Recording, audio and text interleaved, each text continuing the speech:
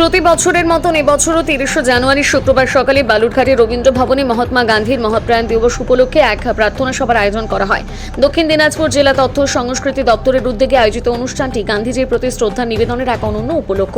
এই প্রার্থনা সভায় জেলা তথ্য সংস্কৃতি আধিকারিক আজিজুর রহমান এবং দপ্তরের কর্মকর্তাদের পাশাপাশি সাধারণ মানুষ উপস্থিত ছিলেন।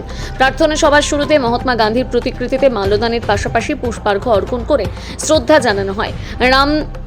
রামধুন সঙ্গীত পরিবেশন করে দীপ্তি বসাক, তবলায় সহযোগিতা করেন মানব বিশ্বাস, প্রার্থনায় গীতা পাঠ করেন সঞ্চিতা গোস্বামী, কোরআন পাঠ করেন আব্দুস সামাদ সরকার এবং বাইবেল পাঠ করেন রেভারেন্ড অমৃত মণ্ডল। প্রার্থনা সভা শেষে ভজন পরিবেশন করেন দীপ্তি বসাক, তবলায় সহযোগিতা করেন মানব বিশ্বাস।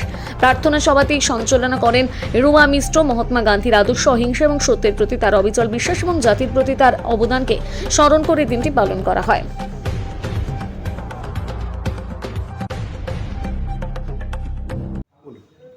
নমস্কার। আজকে আমরা জেলা তথ্য সংস্কৃতি দপ্তরের পক্ষ থেকে মহাত্মা গান্ধীর মহাপ্রয়াণ দিবসে তাঁর আত্মার শান্তি কামনায় সর্বধর্ম প্রার্থনা সভার আয়োজন করেছি।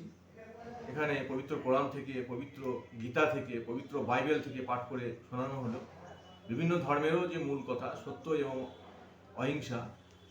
গান্ধীজির জীবন ও দর্শন ও সত্য এবং অহিংসা। তার গান্ধীজির জীবন এবং দর্শন আমাদের জীবন এবং দর্শন হোক, এই সংকল্প নিয়ে আমরা এই অনুষ্ঠানের আয়োজন করেছি এবং এই সংকল্প নিয়ে আমরা অনুষ্ঠানে বার্তা দিয়ে অনুষ্ঠানটি শেষ হল।